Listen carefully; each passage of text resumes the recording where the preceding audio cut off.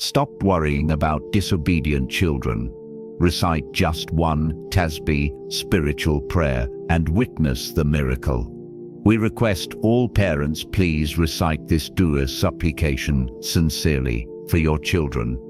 My dear brothers and sisters, almost all parents complain about disobedient children. This is such an issue that causes deep distress for parents.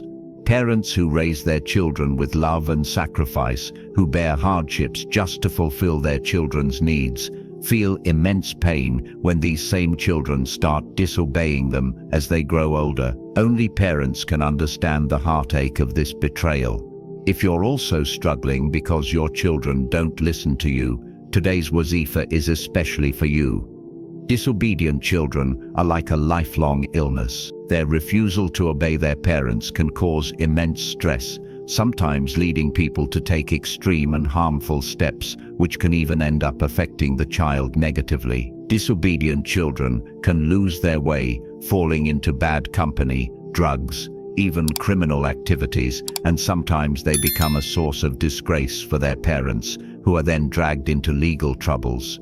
Some children, even those who are well educated, cause pain to their parents. It's a shame that the very parents who raise them with love and sacrifice cannot rely on them in old age. Parents must try not to let such situations arise. The moment they see signs of disrespect or rebellion, they should immediately turn to Allah and start this spiritual practice. Amal across the world, not just in one home or country, but globally, parents are distressed over this same issue, children becoming disrespectful as soon as they grow up. Parents often stay silent out of fear that their child might do something drastic. There are even incidents where children commit suicide after being advised by their parents, leaving the parents devastated and helpless. So, if you're among the parents going through this pain, set that worry aside, start this short wazifa, and inshallah, your child will become obedient soon. This is a spiritual practice that will turn the child toward obedience, make them inclined toward religion, and respect your every command. Inshallah, the child who hears this wazifa or drinks the water upon which this prayer is recited will not take a single step without your permission. Parents going through this pain should perform this wazifa consistently for 7 consecutive days.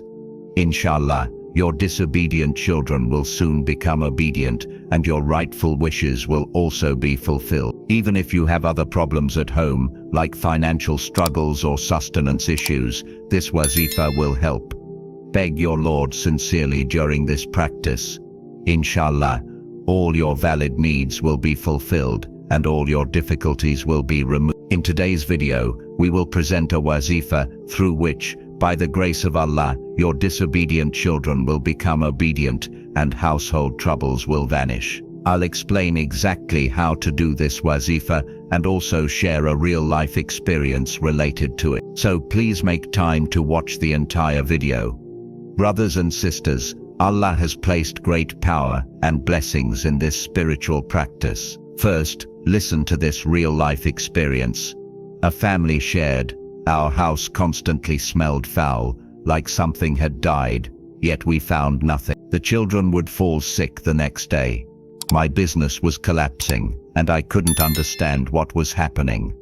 Worst of all, our children wouldn't listen to us at all, no matter how much we scolded them.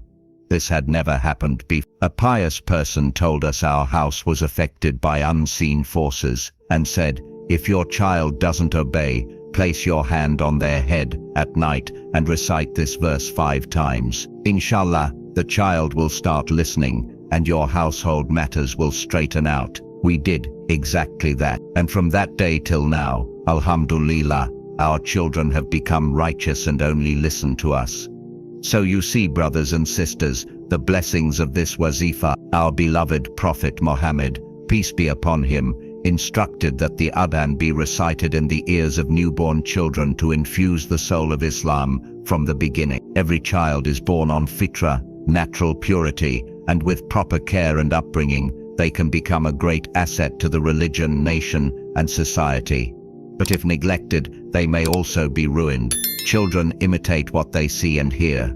It's important to instill good habits in them from a young age. Give them love, provide proper education and upbringing, and ensure their comfort and peace. Dear viewers, children are like flowers. If not protected from bad influences and harmful traditions, future generations will be destroyed. Childhood and adolescence are the most sensitive phases of life. At this age, a child's heart and mind are pure and full of potential. There's a famous saying, knowledge gained in youth is like engraving on stone. It lasts a lifetime. If children receive proper Islamic training during this phase, they will grow into devout Muslims, obedient to their parents, and useful for society. But if parents are negligent or overly indulgent, these same children may become disobedient to Islam, their parents, and society. Sadly, due to today's fast-paced lifestyle and over-reliance on technology, children are being deprived not only of Islamic, but also moral and social training. Most modern schools focus only on worldly education, leaving children distant from religion. Their treatment of parents reflects this lack.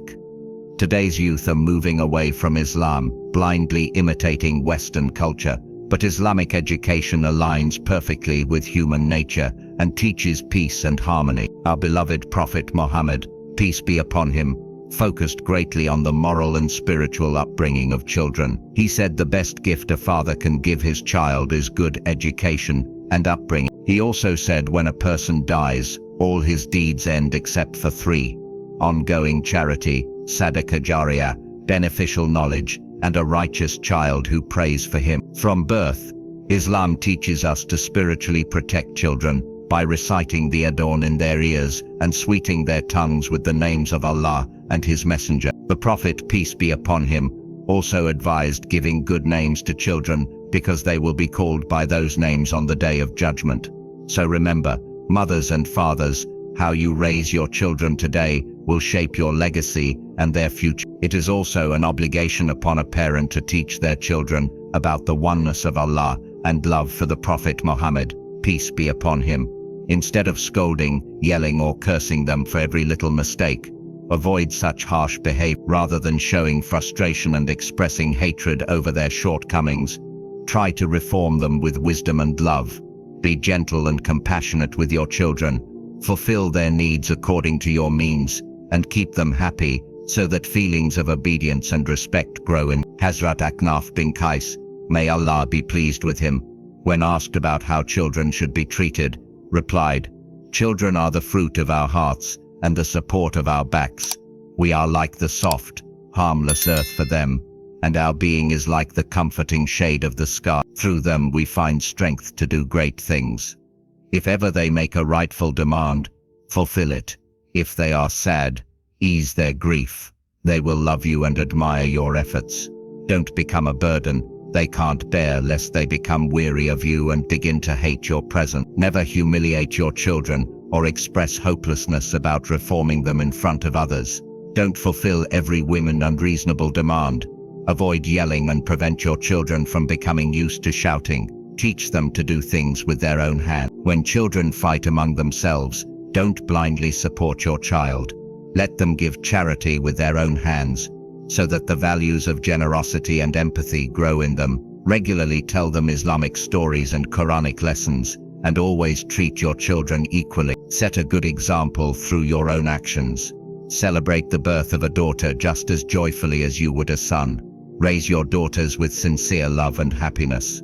Express your love equally to both sons and daughters. In this regard, the blessed life of our beloved Prophet Muhammad, peace be upon him, is the ultimate example. Don't neglect your children. They need your attention. We must give them our time and raise them under the guidance of Islamic value. Remember, if we neglect our children like Western culture often does, they might neglect us in old age and send us to old homes.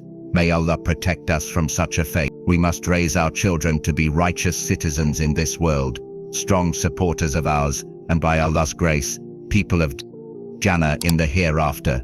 The power of sending salawat, blessings on the Prophet, peace be upon him. Dear viewers, this spiritual practice, Wazifa, is very simple and full of blessings. Sending salawat durud sharif on the Prophet, peace be upon him, brings immense benefit. The Prophet, peace be upon him, said, "If a person makes a dua but does not send salawat upon me, that dua remains suspended between the heavens and the earth. But if salawat is recited, Allah accepts the dua." The Prophet, peace be upon him, also said, "Under the throne of Allah there is an angel whose head touches the throne, and whose feet are in the lowest depths. One hand reaches the east, the other the west. When a believer sends salawat with love, Allah commands this angel to dive into a river of Nur, divine light. When the angel emerges and shakes his wings, droplets of Nur fall. From every drop, Allah creates angels who until the day of judgment continue to pray for the forgiveness of the person who sent that salawat.